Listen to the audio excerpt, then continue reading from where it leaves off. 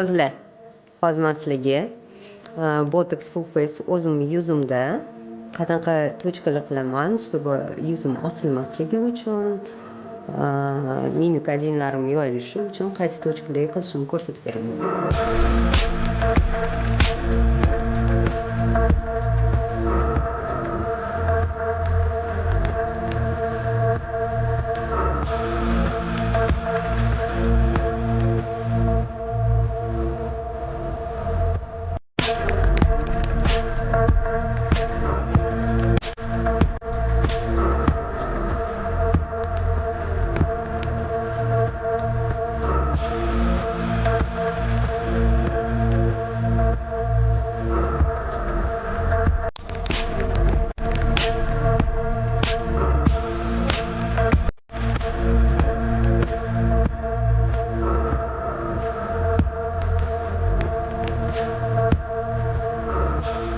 Bundan ham qiziqarli ma'lumotlarga ega bo'lish uchun obuna bo'lib qo'ying.